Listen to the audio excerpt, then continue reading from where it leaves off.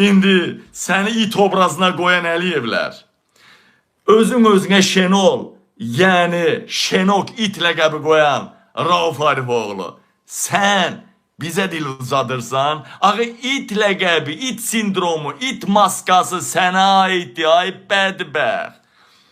Ay bədbəxt. Ramiz Mehdiyevin ad günlərində tamadalıq eləyən və məmurları danışdırıb müsavatın deməli birinci, ikinci səhifəsində onu reklam eləyən, o çıxışları paylaşan sən döyüldün mə?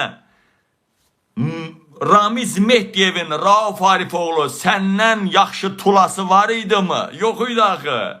Bütün onun tamadalığını sən eləyibsən axı. Sən döyüldün mü Müsavat qəzetinin önündə Ramiz Mehdiyevə siyasətin akademiki adı qoyan, elə başlıqlarla efirə verən? O sənədlər indi də əlimizdədir. Ay Rauf Arifoğlu, sən müxalifətə qarşı, təkcə xalqa qarşı, necə deyərlər, müxalifətə qarşı mənəviyyatını itirən adam deyilsən. Eyni zamanda sən Tovuzluyam deyib İlham Rəhimova tulalıq eləyirdin. Gecə günüz İlham Rəhimovu paylaşırdın. Eləmi? Nə oldu? İlham Əliyev rejimindən biraz tərs düşən kimi Tozda bağça tikdirdi, ora İlhamın anasının, dədəsinin nəyininsə adını qoymadığı üçün bir balaca münasibət pozulan kimi, dünənə kimi dayın dediyin, yallandığın İlham Rəhimov, Putinin kaşilokunu hədəf almağa başladın, növbəyə durubsan, ondan danos verməyə, onu hədəf almağa. Deyənəm vətənlərim, bilirsiniz ki, mən hələ bilmirəm bu Rauf Arifoğlu doğrudan da Arifin oğludur, yoxsa İlham Əliyevin oğludur. Ay Rauf Arifoğlu, bilirsən ki, tulanın qulağını kəsməkdən it eləmək olmur. Sən tulasan, sənin qulağını yox, səni axtalayacağım.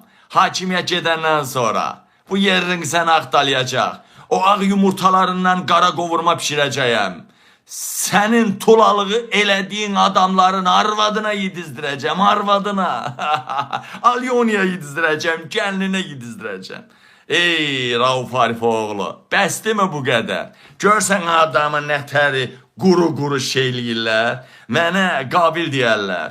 Bütün keçmiş nəsil bilir ki, bu hakimiyyət it maskasını, it obrazını sənə geyindiribdir. Özün də Şenol ləqəbi götürərək hamı sənə Şenok, küçə iti, tula deyibdir. Sən indi bizə niyə it damğası vurmağa çalışırsan? Biz xalqın mərd qəhrəmanlarındanıyıq, seçilmişlərdənik. Biz xalqın görən gözü, eşidən